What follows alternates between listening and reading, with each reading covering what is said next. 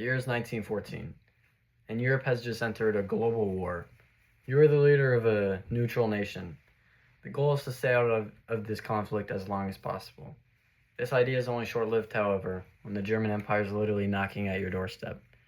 They want to pass through your country instead of fighting their enemy France head-on through their border, the Maginot Line, because it is heavily defended and thousands of men would die, and it would take months.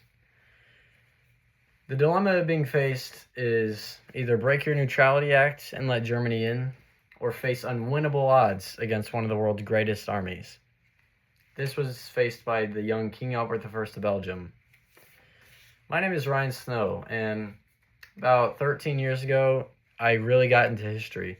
One of my favorite eras was World War I. What really stood out to me was King Albert I, his bravery, leadership, and courage in an era where most of the world leaders would send their men to die for their battles.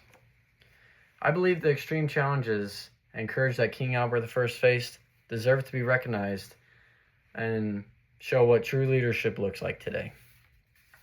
Some reasons why his story should be shared in today's world are: first, he rose out of the shadows of his evil predecessor, his uncle, King Leopold II.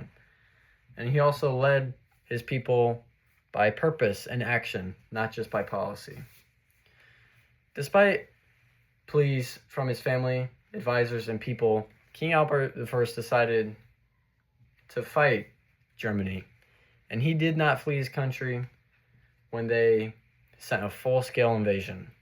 He flooded his own countryside to prevent Germans from taking bridges and towns. He emphasized the war effort as total war for his whole people to get involved in every way possible. He fought in the trenches with his troops. He dressed like his men, both to disguise himself from the enemy and also to boost the morale of his men. Although Belgium was eventually fully conquered by Germany, it took them 10 times as long as they thought it would. They thought they could conquer Belgium within 2 weeks. It took 2 years for Belgium to be conquered. Thousands and thousands of Germans died for this. And eventually Belgium reclaimed their land in 1918 with the help from the Allies to win the war. King Albert also changed the view that Belgium had on a global scale from the shroud of evil from King Leopold of killing millions of people in the Congo in what was eventually just slavery. He changed the Congo, reformed it, and modernized it. And he also showed on the war front in Belgium one of the greatest acts of courage and valiant efforts to protect his people that a leader has shown. Today, he is viewed as Belgium's greatest hero. All in all, King Albert is an inspiration to us all.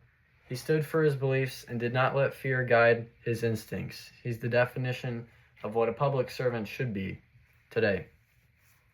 Thank you very much for listening to my speech.